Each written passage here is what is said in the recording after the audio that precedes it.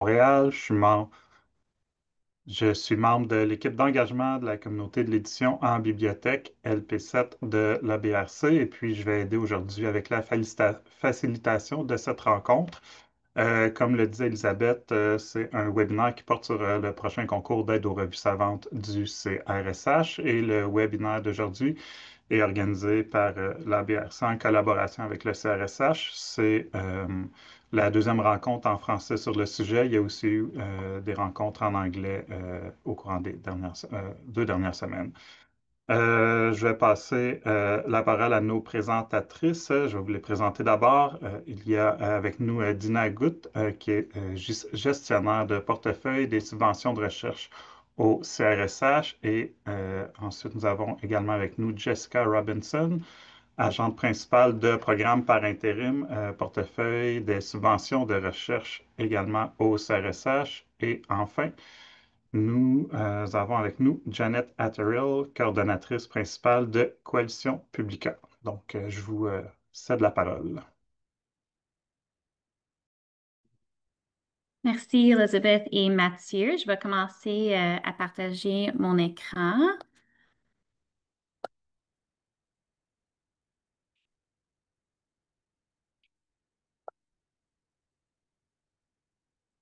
Est-ce que tous les invités voient mon écran?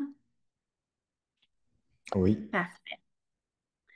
Alors, bonjour encore et merci beaucoup à l'Association des bibliothèques de recherche du Canada d'avoir invité le CRSH à faire cette présentation. Nous sommes heureux d'être ici pour présenter le concours d'aide aux revues savantes 2025 et les révisions qui ont été apportées au programme cette année. Voici un survol du contenu de notre présentation aujourd'hui. Nous allons commencer par un aperçu de l'occasion de financement. Ensuite, nous mettrons en évidence les changements apportés au concours de cette année. Nous passerons ensuite en revue des exigences en matière d'admissibilité. Après, je passerai la parole à Dina qui présentera les détails de financement, un aperçu de la demande et elle passera ensuite la parole à Jeanette Hathrill de Coalition Publica et nous conclurons par revoir les processus d'évaluation du mérite et les résultats avant de passer à la période de questions. Les subventions d'aide aux revues savantes ont une valeur maximale de 42 400 par année sur une période de 3 ans pour les revues émergentes et de 52 000 par année sur une période de 3 ans pour les revues établies. Une revue peut demander jusqu'à 10 000 par année dans le cadre de la subvention totale pour contribuer aux coûts liés au développement et à la mise en œuvre de pratiques innovantes. La date limite pour la présentation des demandes est le 10 septembre 2025, 20 heures de l'Est, et les résultats seront annoncés en mars 2026.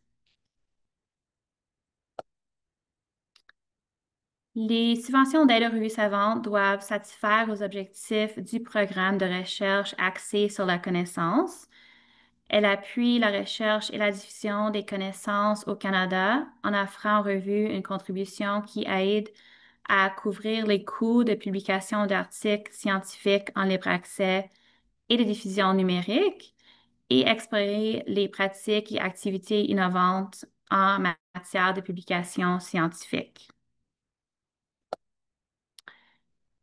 Les subventions d'aide aux revues savantes visent à atteindre 5 objectifs, notamment permettre la diffusion, la découvrabilité et la mobilisation de résultats de recherche en sciences humaines originaux publiés dans des revues savantes canadiennes, accroître la capacité de recherche en facilitant le partage des connaissances et le développement de communautés de recherche, en particulier dans les domaines qui intéressent le Canada, aider les revues à se prévaloir des avancées réalisées dans le domaine des technologies numériques et des pratiques novatrices, promouvoir des pratiques exemplaires de publication scientifique en libre accès et favoriser le passage vers des modèles de publication en libre accès immédiat.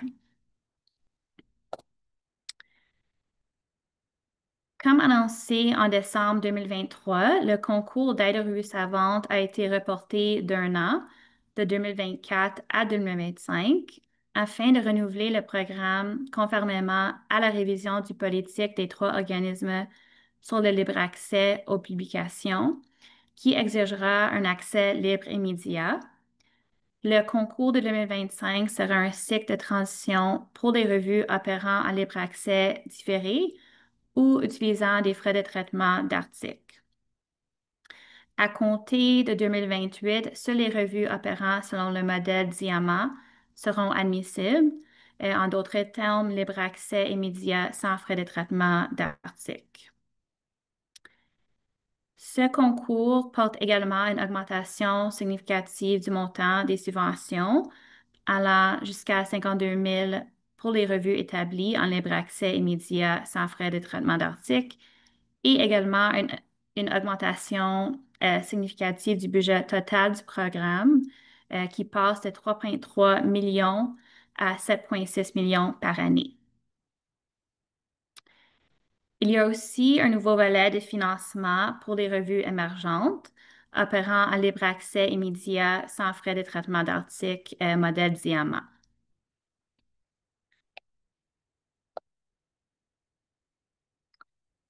À partir du concours 2028, toutes les revues devront publier sur une licence ouverte et s'aligner sur le Directory of Open Access Journals afin de promouvoir les meilleures pratiques en matière de publication en libre accès. Des ajustements ont également été apportés aux critères d'évaluation du mérite et une augmentation du financement supplémentaire pour l'innovation allant maintenant jusqu'à 10 000 annuellement a été portée afin de faire la promotion de l'innovation et des meilleures pratiques en matière d'édition numérique. Enfin, ce concours apporte une plus grande flexibilité pour les frais d'hébergement des plateformes de distribution grâce à l'élimination du supplément ciblé. Par contre, les frais d'hébergement des plateformes de distribution continueront d'être une dépense éligible au financement. Nous passerons ensuite en revue des exigences en matière d'admissibilité. En premier, relié au sujet de recherche, une revue n'est pas admissible à la présente occasion de financement si leur mandat ou leur contenu vise avant tout des disciplines ne relevant pas du mandat du CRSH et son contenu est avant tout lié à la santé et axé sur la recherche sur la formation clinique, la recherche en psychomotricité et en kinésiologie, le counseling et la thérapie ou l'épidémiologie. Il est recommandé aux revues de consulter la page d'admissibilité des sujets de recherche pour en savoir plus. Les revues multidisciplinaires qui publient des articles ne relèvent pas du mandat du CRSH sont admissibles dans la mesure où leur mandat et leur publication relèvent principalement du mandat du CRSH. Si une revue multidisciplinaire est jugée admissible et réussit dans le concours, le niveau de financement accordé sera ajusté en fonction du pourcentage d'articles consacrés aux sciences humaines. Sur demande officielle, le personnel de programme du CRSH se forcera avant la date limite d'offrir aux candidats des conseils sur l'admissibilité du sujet d'une revue. Par contre, les décisions finales concernant l'admissibilité ne seront prises qu'après réception de la demande complète.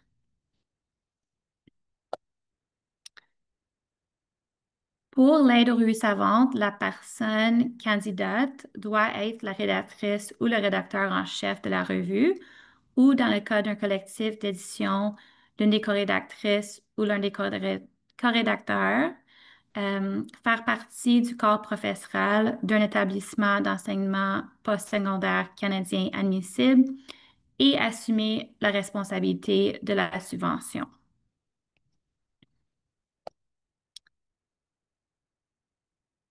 Seuls les établissements d'enseignement postsecondaire canadiens admissibles et les organismes sans but lucratif peuvent administrer les subventions. Pour cette opportunité de financement, un organisme sans but lucratif correspond à la revue elle-même, à une association savante ou à une maison d'édition qui administre la revue ou est propriétaire. Les organismes ou revues sans but lucratif doivent détenir ou entamer le processus d'obtention de l'admissibilité avant la soumission de la demande.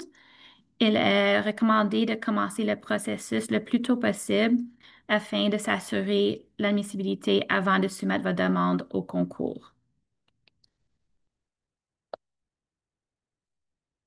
Pour être admissible à une subvention, les revues également doivent répondre à la définition de revue savante, qui, aux fins de la présente occasion de financement, est définie comme une publication scientifique dont le contenu est soumis à une évaluation par les pairs et qui diffuse les résultats de travaux scientifiques originaux.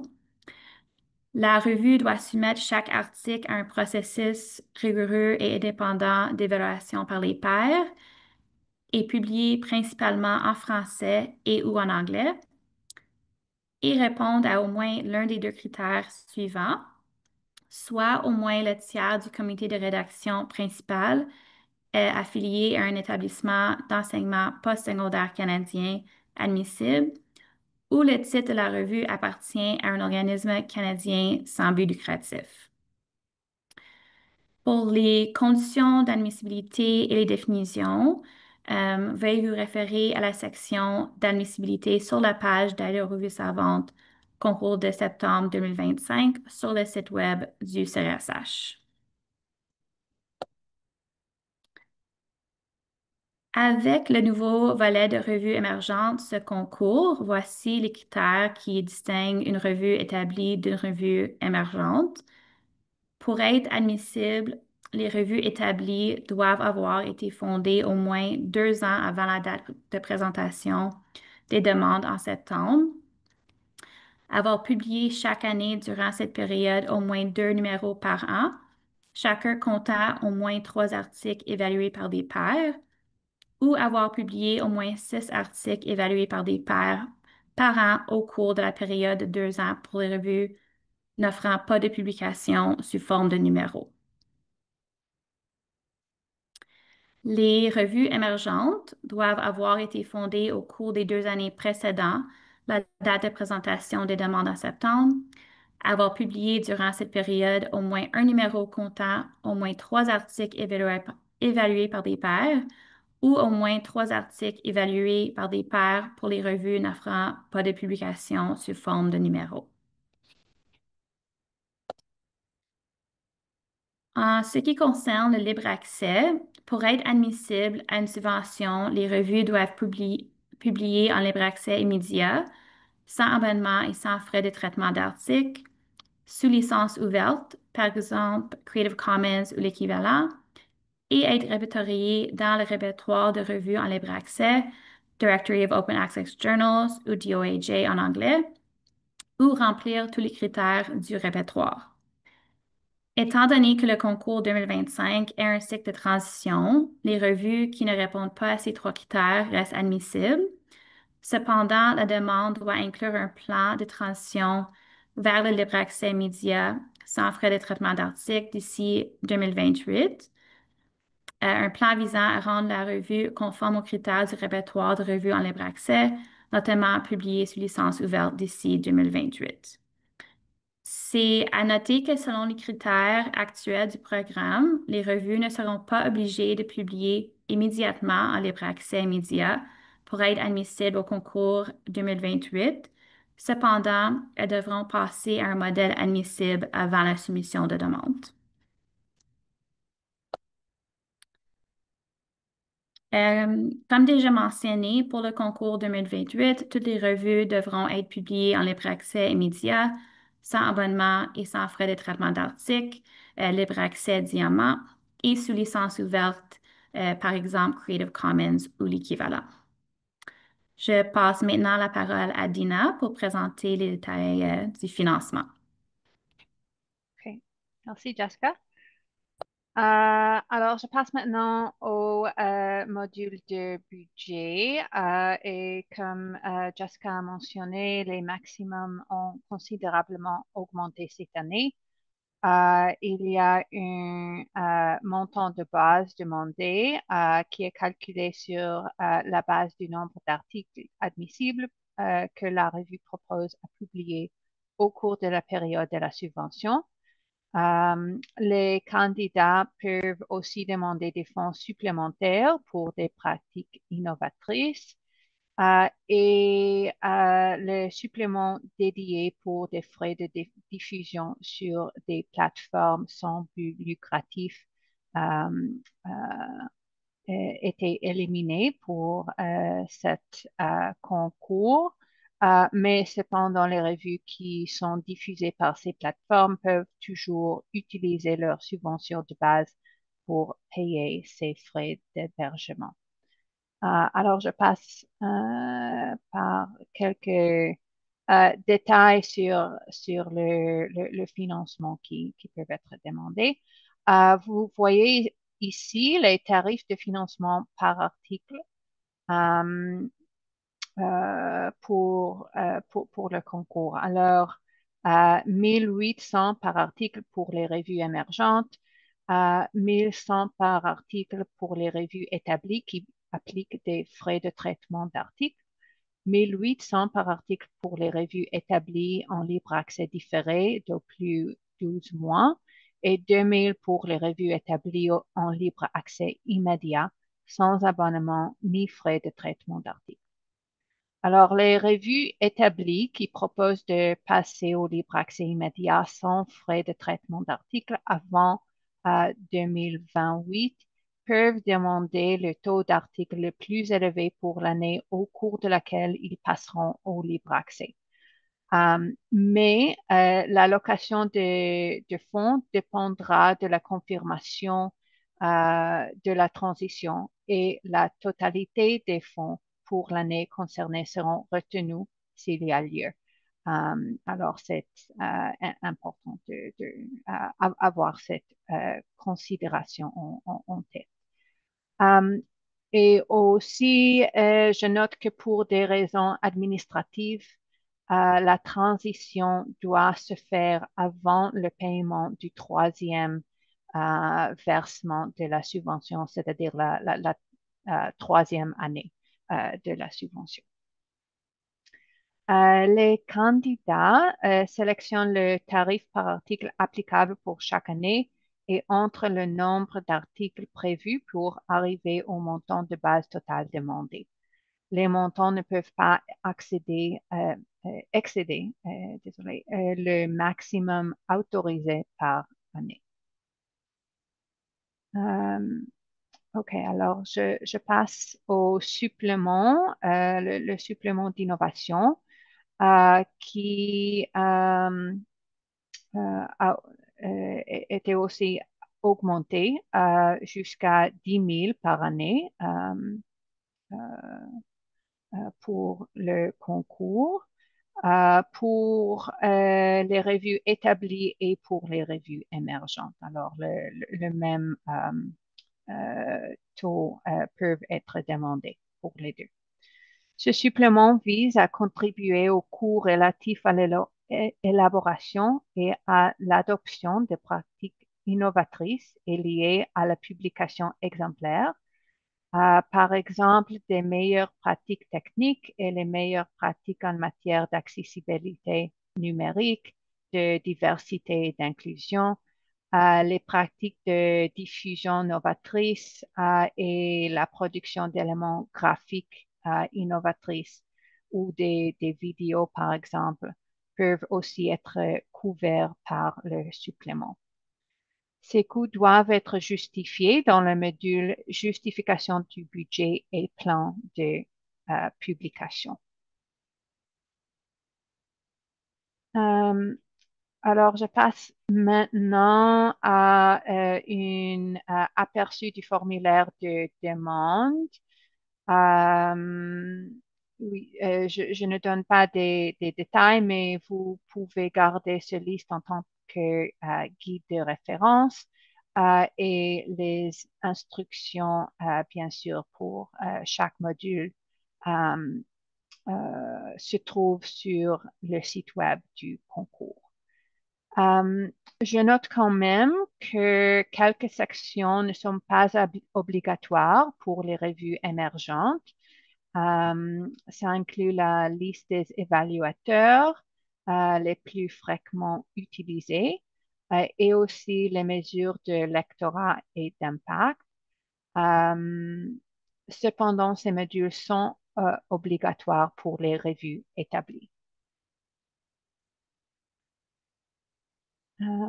Alors, en ce qui concerne le modèle opérationnel, euh, sous cet modèle, il y a une section pour indiquer le modèle opérationnel. Désolé. Sur le module format de la revue, il y a une section pour indiquer le modèle opérationnel de la revue. Il y a trois options et les candidats doivent sélectionner le modèle opérationnel le plus approprié pour l'état actuel de la revue, c'est-à-dire abonnement avec libre accès différé, libre accès avec frais de traitement d'articles ou libre accès sans abonnement ni frais de traitement d'articles. S'il y a des questions sur quelle option sera le plus appropriée, vous pouvez nous consulter euh, euh, par entremise de notre boîte de courriel. Alors, pour la section données sur les articles, cette section est utilisée avec le module de justification de budget pour valider le financement demandé. Alors, c'est très important de le remplir avec soin. Les personnes candidats doivent indiquer les statistiques sur les numéros et les articles publiés au cours de la période donnée, c'est-à-dire le 1er juin 2023 au 31 mai 2025. Si les données ne sont pas représentatives du taux de publication habituel de la revue, il faut expliquer les différences dans la section description de la revue et sommaire de son orientation future. Les données doivent se référer à la définition d'un article selon le programme, c'est-à-dire un document portant sur une recherche ou un travail d'érudition originale non publié de grande qualité qui a passé par un processus d'évaluation par les pairs. Je note de plus que pour les revues émergentes, moins de données sont demandées sous cette section. Alors, je passe la parole maintenant à Jeanette. Parfait. Merci, Dina. Merci beaucoup au CRSH et à BRC. Merci au CRSH pour son soutien financier pour nous avoir inclus dans cette présentation. Nous sommes ravis de participer à ce webinaire aujourd'hui afin de vous dire un peu plus sur les statistiques et les rapports qui sont à votre disposition. Si vous faites partie des quelques 250 revues savantes canadiennes actives sur la plateforme erudit.org, si vous faites parmi les quelques 480 revues qui utilisent OJS au Canada, ou bien vous êtes parmi les 120 revues qui utilisent notre infrastructure combinée de Coalition Publica, et bien sûr, parmi les bibliothèques et les bibliothécaires qui soutiennent les revues à travers le Canada. Alors, Coalition Publica collabore étroitement avec les bibliothèques pour aider les revues à passer au libre accès. Alors, je vais donc vous présenter aussi une ressource générale que nous avons préparée avec nos collègues des bibliothèques et qui peut être utilisée par toutes les revues. Alors, même si vous n'utilisez pas notre infrastructure pour vos activités de publication, j'espère quand même que vous trouverez que Coalition Publica peut vous aider à préparer vos demandes, car nos objectifs sont tout à fait communs à ceux qui sont exprimés au début de la présentation aujourd'hui. Alors, comme nous n'aurons pas assez de temps pour tout couvrir, je vais me tenir à une présentation assez générale et vous indiquer par contre le type d'informations que vous pouvez obtenir à partir de nos systèmes et comment accéder aux guides détaillés que l'équipe a préparés pour vous afin de vous aider dans la préparation de vos demandes. Alors, pour les revues sur Érudit, une série de rapports seront mis à votre disposition, accessibles dans votre tableau de bord et qui couvrent la période en question.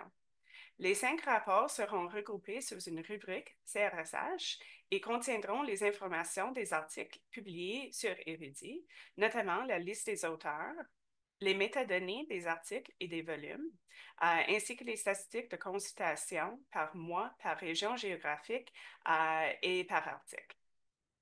Alors, les statistiques relatives aux abonnements sont également disponibles dans la section dédiée à ces rapports qui sont toujours disponibles pour consultation. Alors, ceux-ci ne trouvent pas dans la section dédiée au rapport CRSH, mais bien sûr, sont toujours là pour consultation. Alors, vous pouvez utiliser ces rapports pour compiler les statistiques et les listes suivantes que vous voyez à l'écran dans le module des données sur les articles, votre liste d'auteurs et bien sûr à la section pour les données relatives au lectorat et les mesures d'impact. Alors, pour les revues OJS, si vous utilisez les flux de travail éditorial, alors pour la soumission, l'évaluation par pair et la publication, vous pouvez extraire divers rapports de la section statistique à partir du tableau de bord éditorial, encore une fois. Pour obtenir des informations telles que le nombre d'articles soumis, acceptés et publiés, vous pouvez consulter la visualisation activité éditoriale dans la section dédiée à cette visualisation. Pour certaines informations relatives au délai de la publication, la facilité d'analyse dépendra un peu de la version du logiciel que vous utilisez. Alors, avec la version 3.4, vous pouvez configurer votre plage de dates préalablement et ensuite extraire les données pertinentes.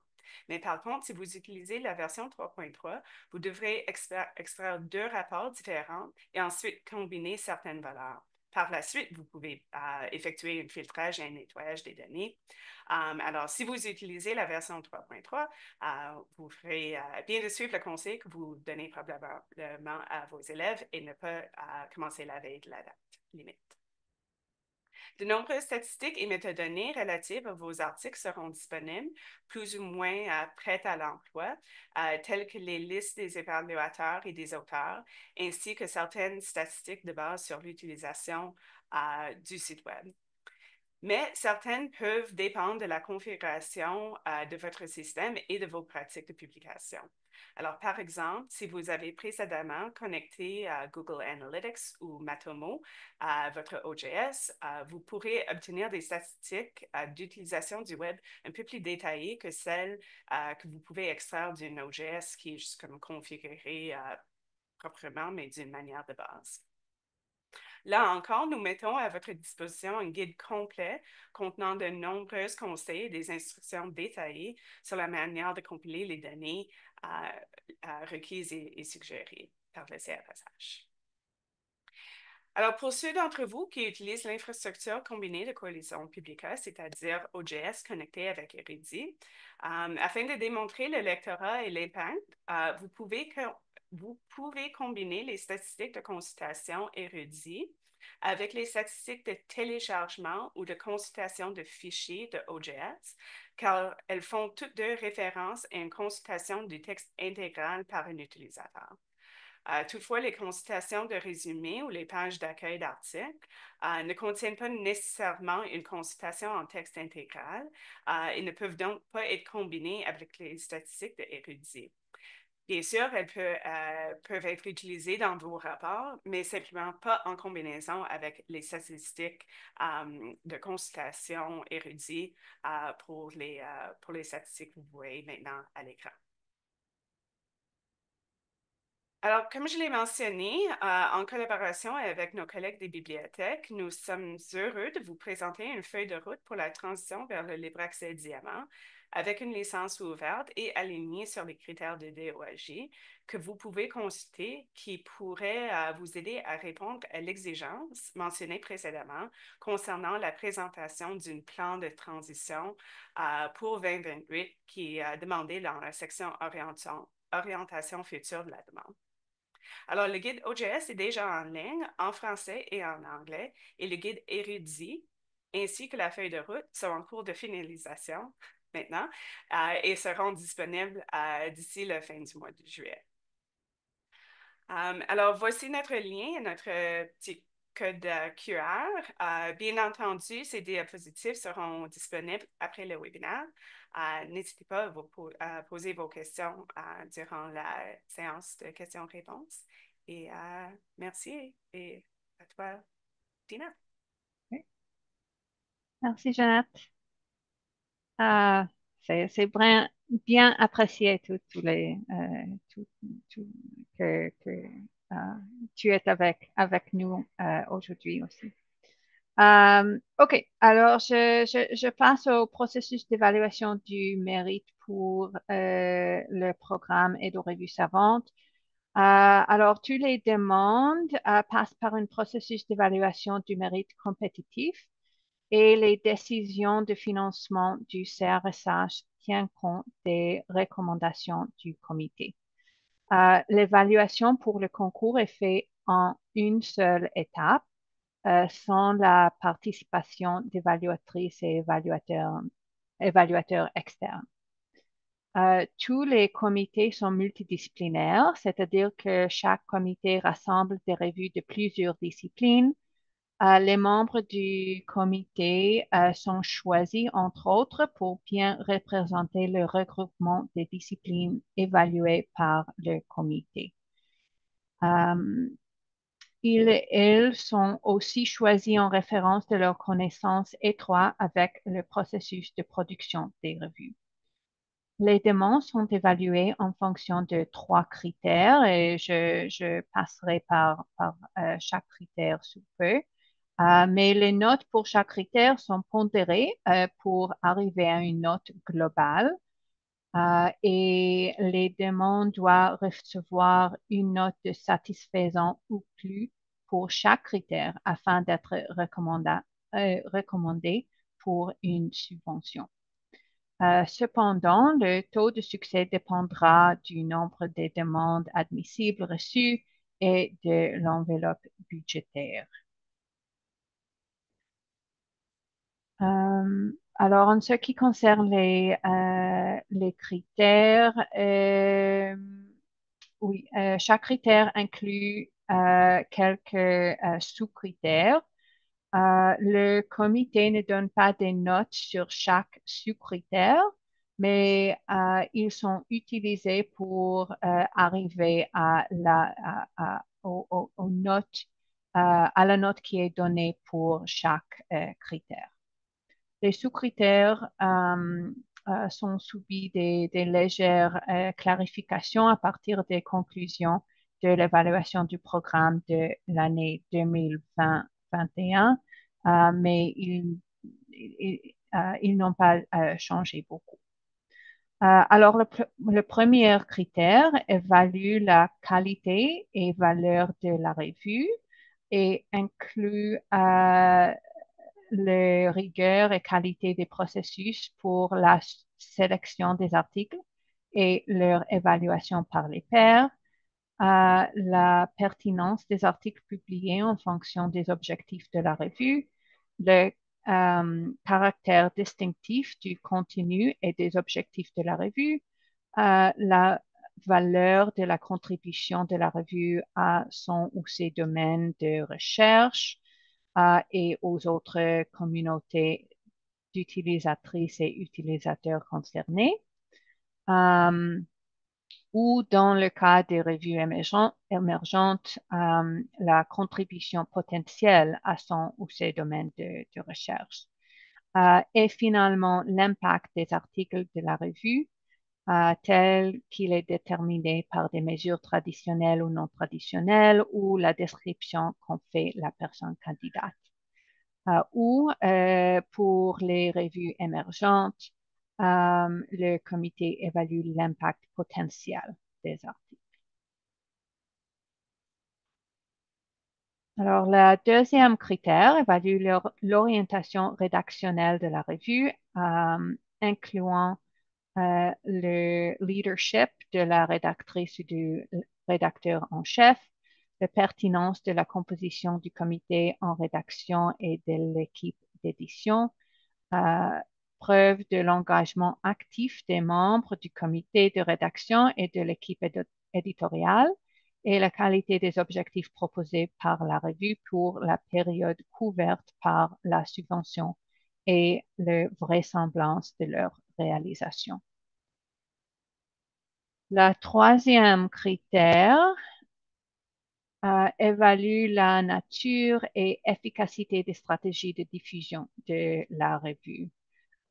Alors, ça inclut seulement pour les revues établies la nature et étendue du lectorat actuel de la revue et efficacité des efforts déployés par la revue pour accroître son lectorat. Et pour toutes les revues, la qualité des stratégies proposées par la revue pour atteindre le lectorat approprié et la présentation générale et convivialité du contenu et du site web de la revue.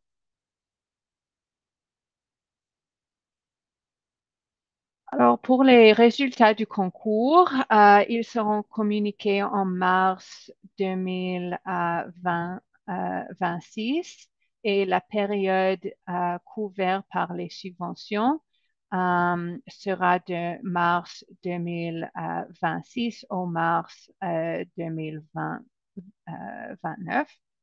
La fin des subventions actuelles sans l'année de prolongation automatique et en février 2026. Un rapport sur les réalisations de la subvention est en cours d'élaboration actuellement et les bénéficiaires d'une subvention de l'année 2021 recevront une notification quand le rapport sera disponible et le rapport sera disponible aussi en ligne. Les rapports doivent être soumis 6 mois après la date de fin de la subvention.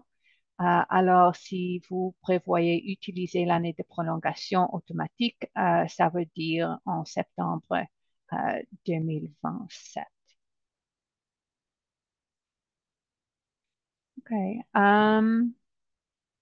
Alors, les dernières diapos ont quelques ressources pour vous. Vous avez là le lien vers notre foire aux questions pour obtenir d'autres détails et les boîtes de courriel pour l'équipe d'admissibilité des institutions au CRSH et aussi notre équipe du programme d'aide aux revues savantes. Si vous avez d'autres questions à nous poser. Et les dernières diapos ont quelques autres ressources sur le DOEG et des autres ressources et les ressources de Jeunette et Coalition Publica aussi. Alors, je finis là et nous avons beaucoup de temps pour les questions, je pense. Merci.